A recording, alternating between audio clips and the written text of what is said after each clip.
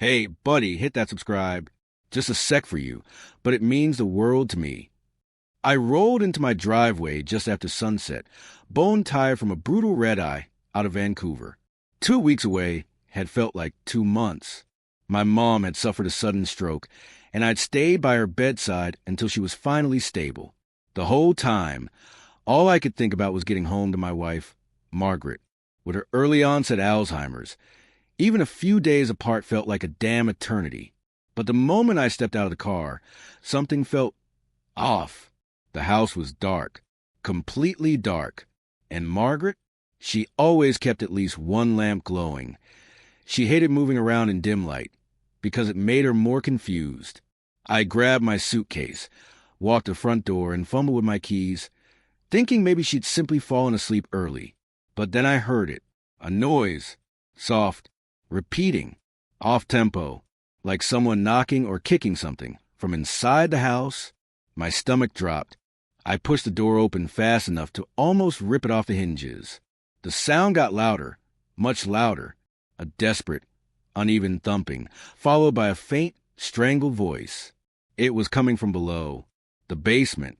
I froze for a second, every muscle in my body locking up. Margaret didn't go down there. She hated the stairs. She hated the cold. She hated the dark. So why the hell?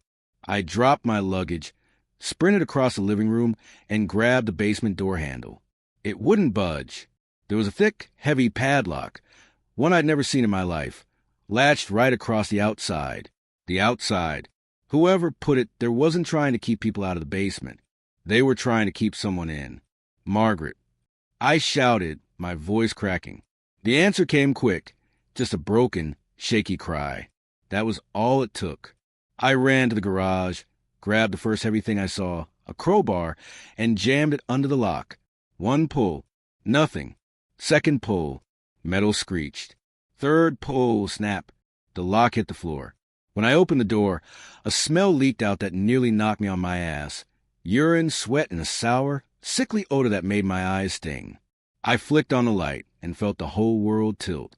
Margaret lay at the bottom of the stairs, trembling so hard her bones looked like they were rattling. She was wearing one of her nightgowns, but it was filthy, ripped, stained, clinging to her like a rag. Her hair was matted.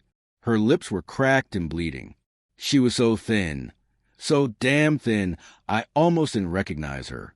She looked up, squinting like she was trying to figure out if I was real. "Thomas," she whispered, voice shredded. "Is that you? For real?" I swear something inside me snapped clean in half. I rushed down the stairs, scooped her up, and felt how feather-light she'd become. My wife, who used to dance barefoot in the kitchen, who used to tease me for misplacing my reading glasses, now weighed hardly more than a child. "I'm here, sweetheart. I'm here now. I've got you." As I carried her upstairs, my mind spun like a busted engine. Who did this? Why was the house rearranged? Furniture shifted, boxes stacked in weird places, her medication tray missing. By the time the paramedics arrived, Margaret was barely conscious. They checked her vitals, severe dehydration, malnourishment, signs of exposure. Even though it was September, one of them looked at me like he already knew something horrible before he even asked the question. "Sir, when was the last time you saw your wife?" My voice shook as I answered. 2 weeks ago. I left her with our daughter. And that's when the first real punch landed. Because Jennifer, our only child, was supposed to be taking care of her. But Margaret hadn't seen food, water, or sunlight in days. Maybe longer. And as I stood there, watching them wheel my wife out to the ambulance, my heart hammered against my ribs with one brutal question. What the hell happened while I was gone? But I didn't know the truth yet. I hadn't checked the basement. I hadn't looked at the laptop. I hadn't seen the documents. I hadn't discovered the plan that had been set in motion the moment I boarded that plane. And trust me, what I eventually found out. Yeah, it gets way darker.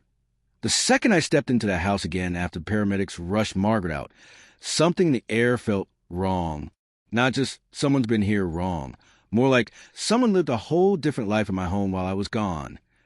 I walked through each room, slow, deliberate, trying to pretend I was some kind of detective instead of a 65-year-old man who hadn't slept in 48 hours.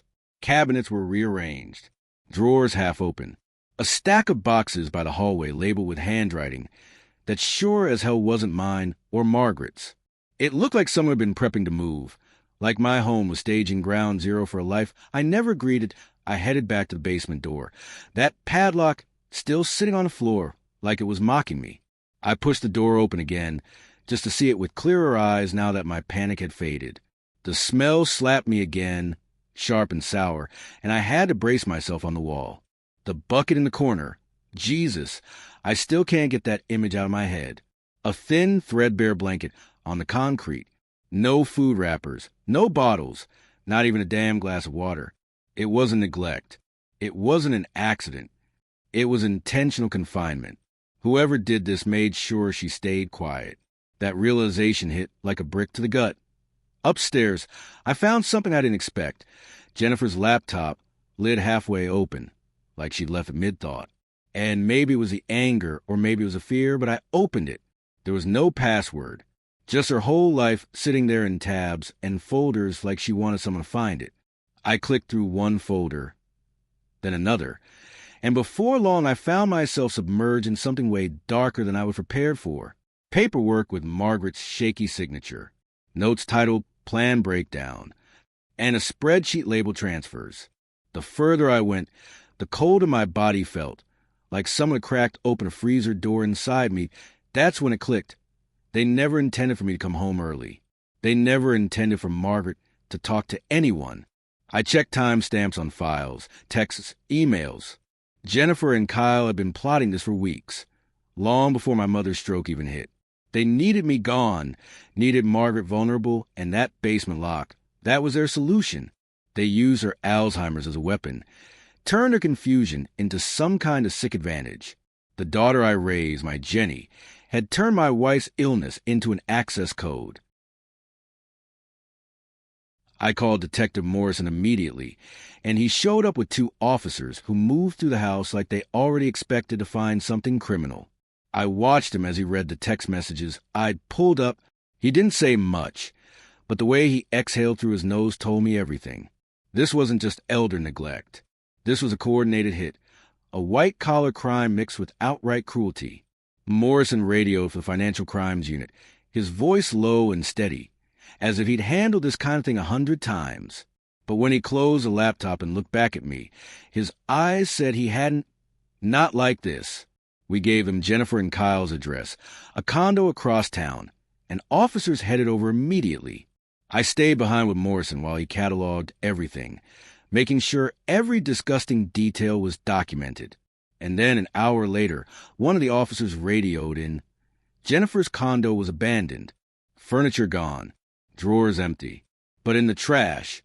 Because criminals are smart right up until they aren't. They found shredded paperwork for one-way plane tickets, a rental contract overseas, and a printed email about a 6-month apartment lease in Lisbon. They were already halfway out the door. My hands shook as I listened. If I come home on time, if my mother hadn't recovered faster than expected, Margaret might have died down there. And Jennifer would have stood at her funeral pretending she was grieving. When Morrison finally turned to me, his voice softened just a bit, almost like he didn't want to be the one to say it. Mr. Holloway, your early return saved your wife's life. And damn if that sentence didn't knock the wind out of me. I had no words, just raw, bone-deep awareness of how close I'd come to losing everything. My daughter, the same girl whose tears I wiped away after scraped knees and lost toys, had been ready to let her own mother die so she could skip the country with stolen money, and a man whose only talent was talking about crypto scams like they were gospel. But I didn't have time to fall apart, because Morrison said something else before he left. Something that stuck in my brain like a thorn. We'll find them. But Mr. Holloway, people who plan escapes tend not to wait long. And he was right, because what we didn't know yet was that Jennifer and Kyle were already making moves. Fast ones, and the next 48 hours would flip this nightmare into something even bigger. I didn't sleep the night after finding those documents. My mind felt like a busted engine misfiring on every thought. I paced the living room until sunrise, replaying every moment I'd ever had with Jennifer, every birthday party, every parent-teacher night, the way she used to run into my arms after school. And now I had to accept the fact that my own daughter had nearly let her mother die. And for what? A half-baked crypto hustle run by a guy whose entire personality was, bro, trust me. By the next morning, my body was running on caffeine, an instinct. Margaret was still in the hospital, resting, drifting in and out of awareness. Every time she opened her eyes, she asked for Jennifer, her voice soft, confused, scared. And every time, a little piece of me crumbled. How do you tell someone whose memory is slipping like sand through fingers that the person she loves is the one who put her in that basement? Detective Morrison showed up again, this time with a bigger folder and a much more serious look. "Mr. Holloway," he said, settling into the chair across from me, "you may want to brace yourself. We've dug deeper." I was already braced, or at least I thought I was. He slid 5 printed pages toward me. Bank transfers, timestamp logins, emails. But the kicker was a timeline the detectives had put together. Jennifer hadn't just improvised this whole thing in a panic. She and Kyle had been planning it weeks before my mother's stroke. That part hit me like a sucker punch. This wasn't a crime of opportunity. They'd been waiting for a moment when I'd be out of town. And then Morrison said something that made my stomach turn. "We believe they tested Margaret." "Tested?" I repeated, my voice shaking. He nodded grimly. "There's evidence Jennifer intentionally gave Margaret the wrong medication doses on 2 occasions. Just enough to confuse her further, not enough to cause real harm. She was gauging how disoriented your wife would get." I grabbed the edge of the table because the room tilted.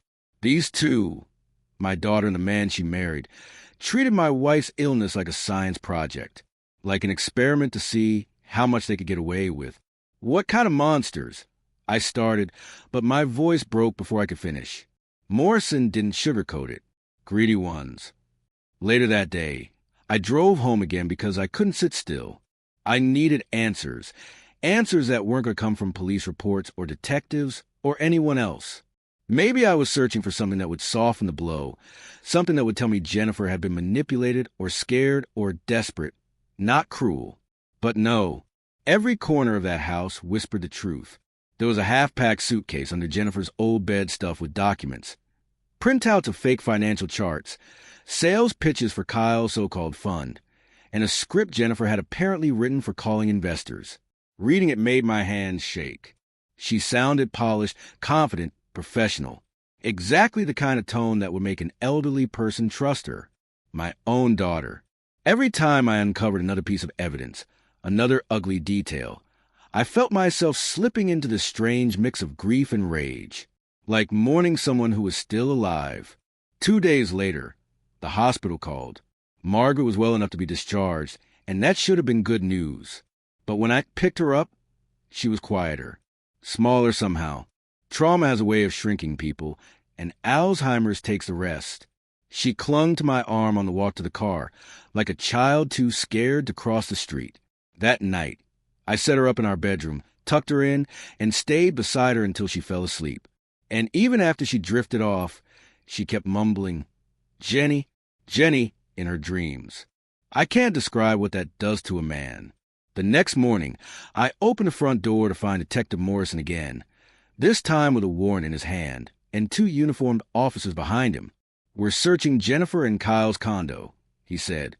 "We'll update you as soon as we know more." I nodded, numb. I didn't expect much. Maybe a receipt, a laptop, scraps of evidence.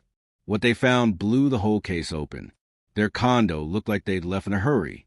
Drawers yanked out, closets empty, and the only things in the trash were the things they thought no one would care to look at. And inside that trash were the smoking guns, confirmation of their flight to Portugal, a 6-month lease agreement, and Kyle's handwritten notes planning out which day they'd transfer the last batch of sucker money. That's what he called it, sucker money. My wife's life savings.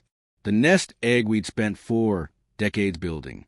The future care fund she was going to need when her Alzheimer's got worse. To Kyle, it was just sucker money. When Morrison told me that, I didn't say a word. I just stared at the floor, because if I looked up, I wasn't sure whether I'd scream or break down.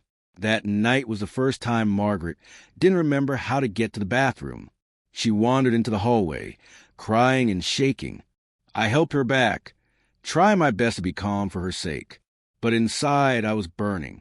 Because I knew, stress accelerates Alzheimer's. Trauma does damage you can't undo. Jennifer didn't just steal money. She stole time. Time I will never get back. And that's when something inside me hardened. I wasn't just going to let the justice system handle this. I was going to make sure every door closed behind them and stayed closed.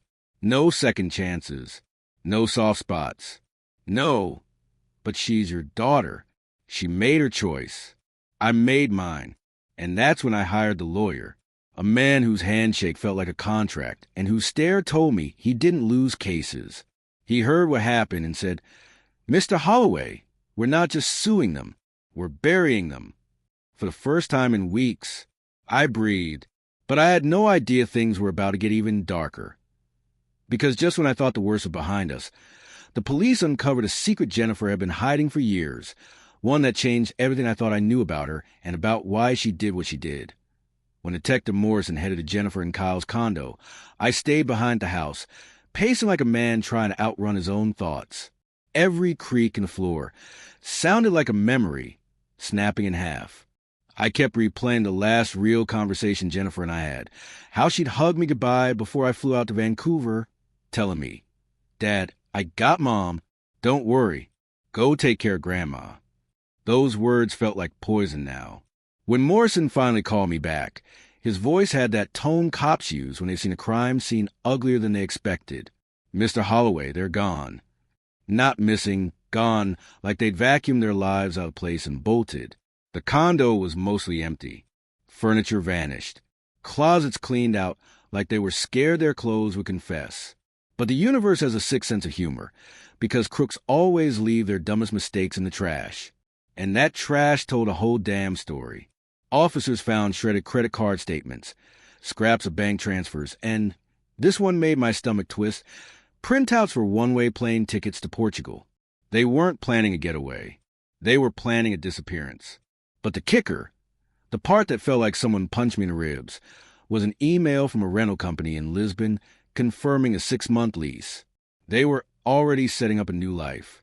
A life built on my wife's suffering and our stolen savings. It hit me then. They weren't planning to come back. They were going to leave Margaret locked in that basement to die, and return just in time to discover her body, cry for the cameras, and then vanish overseas with the money before investigators even started asking the real questions. If I had stayed in Vancouver the full 2 weeks, if my mom hadn't recovered earlier than expected, I would have come home to a corpse. That realization hurt more than anything Jennifer had done. Detective Morrison told me I saved Margaret's life by getting home early.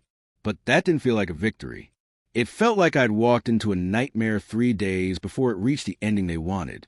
The next few days were a blur of press calls, police briefings, and hollow conversations with neighbors who suddenly cared a little too much.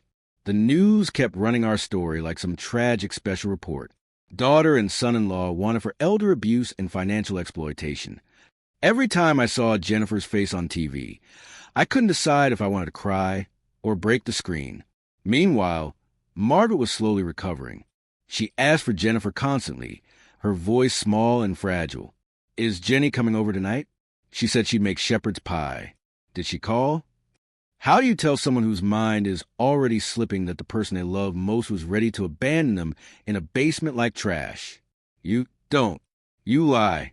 You say, "She's busy, sweetheart," even when the truth is a razor blade in your throat. By day 6, the police finally caught them. Jennifer and Kyle were arrested at Pearson Airport trying to board a flight to London, just the first leg of their escape route. Border services flagged them fast. When Morrison called me, I didn't feel anything. No relief, no satisfaction, just a kind of numbness that wrapped around my ribs like ice. Charges dropped on him like a stack of bricks. Elder abuse, unlawful confinement, fraud, exploitation, you name it. And Kyle? Turns out his so-called investment fund was basically a knockoff Ponzi scheme scam from YouTube tutorials. He'd been taking money from other vulnerable people, too. Hearing that made me realize this wasn't just betrayal. It was premeditated destruction, practiced and perfected. But the worst moment? That came later, when I saw Jennifer in court for her bail hearing. She was in an orange jumpsuit, crying, begging the judge not to keep her locked up. Where her eyes found mine, she whispered, "Dad, please." But I couldn't stay. I walked right out of that courtroom because the sight of her hurt more than anything she'd ever done. And that's when I realized everything I thought I knew about my daughter, everything I believed about the kind of woman she was, had been a lie she'd learned to tell long before this. But the real shock wasn't the arrest. It wasn't the charges. It wasn't even discovering the money was gone. I wish I could say life settled down once the charges were filed, but that would have been a straight-up lie. The months after Jennifer and Kyle's arrest were this weird mix of courtroom dates, doctor appointments, and the kind of quiet that hangs in a house after a storm. Like everything looks normal, but you know something deep inside the walls is cracked. Margaret's memory had taken a beating, not just from the Alzheimer's, but from the trauma layered on top of it. Her neurologist warned me early on, stress speeds up cognitive decline, and man, he wasn't kidding. It was like every week, some new piece of her slipped away. I hired a full-time caregiver, a sweet woman named Denise who treated Margaret like family. And even with her help, the bills stacked up like some sick joke. Hospital costs, legal fees, therapy sessions, home repairs, groceries, and then that damn hellic payment we never asked for. It was like Kyle and Jennifer reached through the bars of their jail cells and kept squeezing us financially. And every time the mail came, I felt my stomach drop. Sometimes it was another notice. Sometimes another letter from one of Jennifer's victims trying to get information about Kyle's scam. And sometimes, worst of all, it was a reminder from the lawyer about our ongoing civil suit. January rolled around, bitter cold and gray enough to match everything we were feeling. That's when the preliminary hearing took place. I sat on that witness stand with my palms sweating like I dipped them in water. I walked the court through every detail, finding Margaret on the floor of the basement, her voice like sandpaper, the documents on Jennifer's laptop, the text between her and Kyle. Jennifer sat at the defense table looking like she was auditioning for the role of regretful daughter, but her eyes had that same cold calculation I'd seen in the messages I found. Like she was trying to figure out her next move, instead of understanding what she'd done.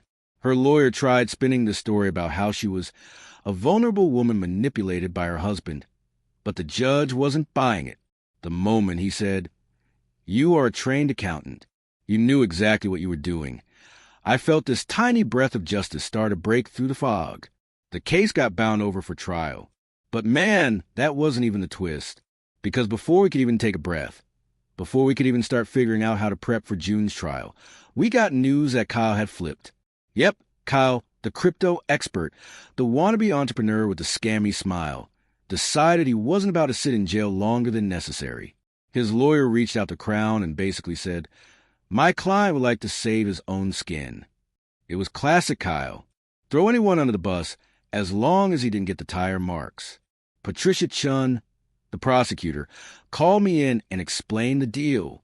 If Kyle testified truthfully against Jennifer, he'd get a reduced sentence. He was willing to say she came up with a plan. She researched the laws. She picked the notary. She suggested locking Margaret away so she couldn't talk to me. It wasn't even a stretch. The evidence already pointed to her as the mastermind. But hearing that he was willing to stand up in court and say it out loud, that was rough. This was the man Jennifer chose over her own family, and he was ready to roll her for a shorter prison stay. "Thomas," Patricia said, calm but firm, "his testimony ensures we get her on the maximum charges. Without him, there's always a chance a jury gets hung up on something." She paused. "What do you want to do?" I thought about those 2 horrendous weeks. I thought about the quiet way Margaret asked sometimes why Jennifer didn't visit, about the basement, about the bruises on my wife's arms from trying to climb those stairs in the dark, about the money that vanished, about how Jennifer cried at the hearing, not out of remorse, but because she'd been caught. And suddenly the answer felt clear. "Take the deal," I said. "Let him talk." So they did. February was the formal guilty plea. Kyle got up in that courtroom and delivered the kind of apology that sounded like he downloaded it off Google. The judge wasn't impressed at all. She laid into him. saying he'd shown a level of greed that crossed into cruelty. 8 years. Parole after maybe 5. He bowed his head like he was ashamed, but we all knew he was calculating the days like a guy counting down to a vacation. With Kyle locked away and officially flipping, all attention shifted to Jennifer.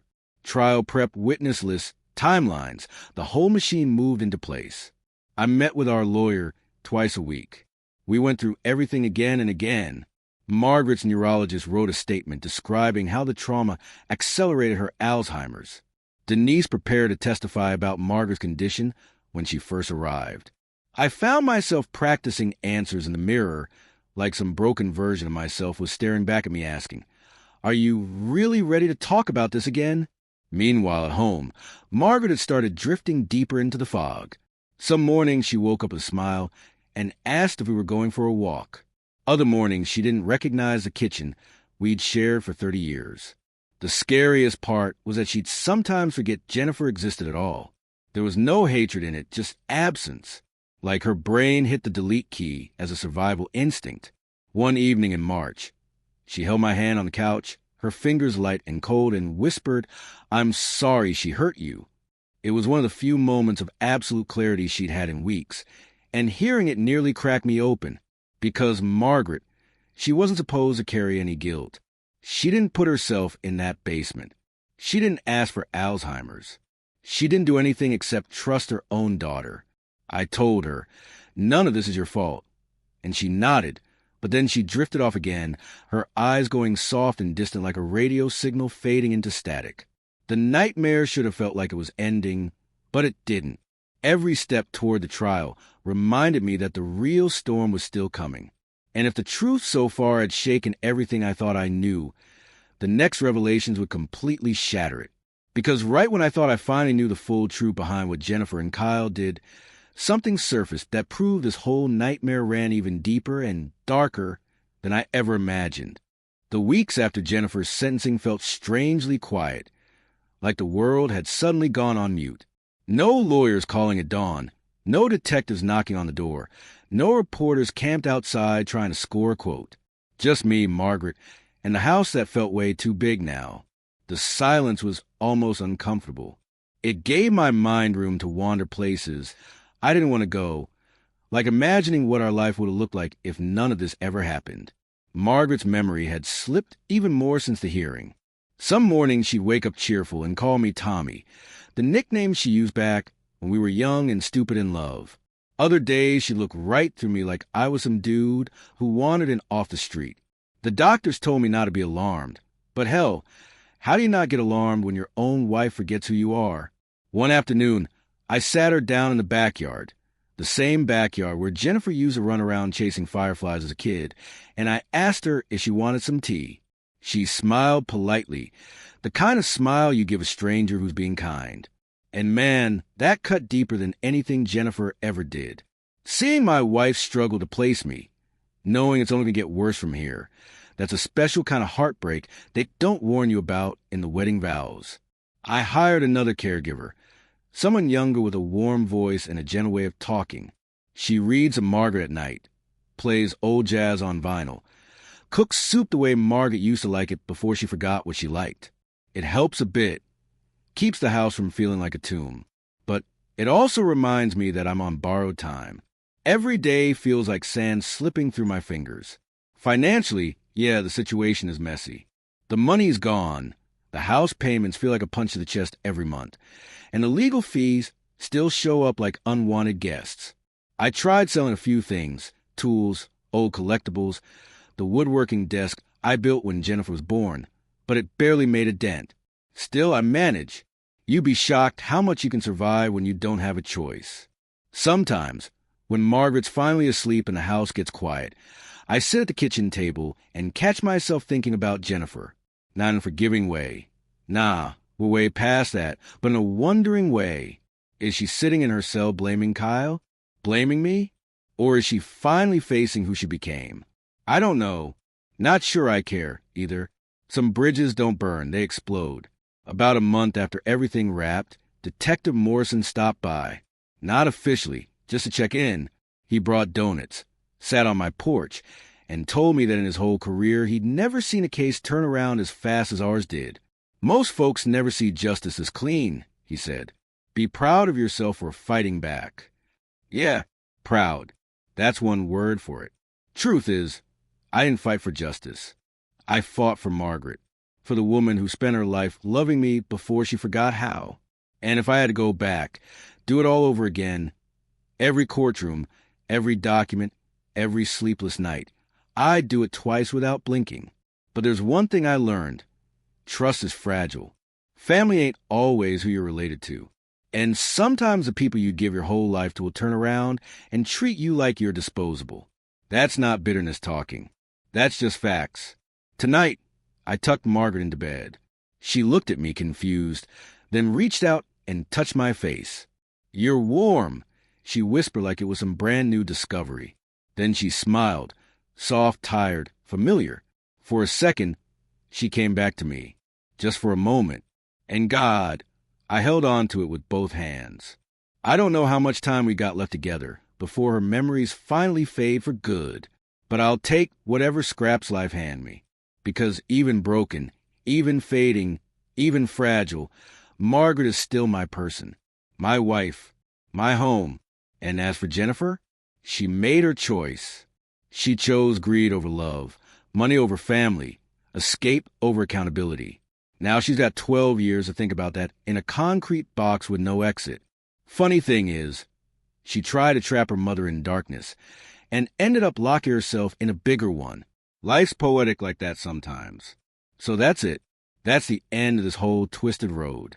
I can't promise everything's perfect now. It ain't. But we're surviving, healing, moving on one slow step at a time. And no matter how much was stolen from us, one thing remains. I'm here. Margaret's here.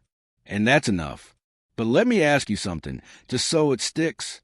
If your trust got shattered like mine, what would you do when the person you raised turns out to be the villain in your story?